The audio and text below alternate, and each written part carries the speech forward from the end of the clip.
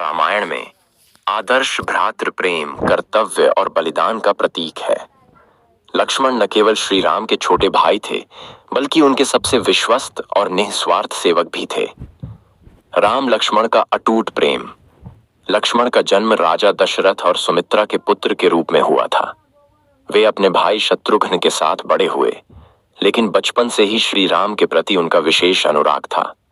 जब राम को वनवास मिला तो लक्ष्मण ने भी बिना किसी संकोच के उनके साथ वन जाने का निश्चय किया।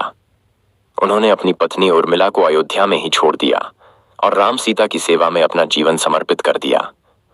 वनवास के दौरान लक्ष्मण का त्याग।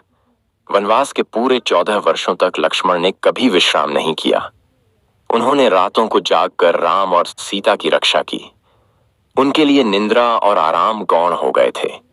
जब शूर्पणखा ने राम पर मोहित होकर विवाह का प्रस्ताव रखा, तब लक्ष्मण ने ही उसका अपमान कर उसे वापस भेजा, जिससे रावण का क्रोध भड़का और सीता हरण की भूमिका बनी।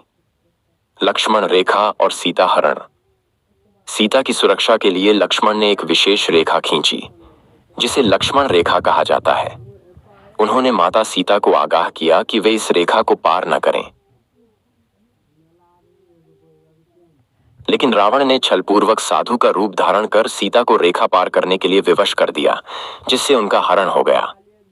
मेघनाद के बाण से मूर्छा और संजीवनी बूटी। लंका युद्ध के दौरान लक्ष्मण ने रावण के पुत्र मेघनाद से घोर युद्ध किया। मेघनाद ने शक्ति बाण से लक्ष्मण को मूर्छित कर दिया। हनुमान जी हिमालय से संजीवनी बूटी लेकर आए, जिससे लक्ष्मण पुनः जीवित हो गए और युद्ध में विजयी हुए। लक्ष्मण का अंत और त्याग। राम के अयोध्या लौटने के बाद भी लक्ष्मण ने अपने धर्म और कर्तव्य को सर्वोपरि रखा। जब राम को ऋषियों के वचनानुसार किसी प्रियजन का त्याग करना पड़ा, तो लक्ष्मण ने स्वयं मृत्यु का वरण कर लिया और सरयू नदी में जल समाधि ले ली। निष्कर्ष: श्री लक्ष्मण रामायण के सबसे महत्वपूर्ण पात्रों में से एक हैं, जो निस्वार्थ भक्ति, सेवा और त्याग के प्रतीक हैं। वे केवल राम के भाई ही नहीं, बल्कि उनके सबसे बड़े भक्त और आदर्श अनुज भी थे।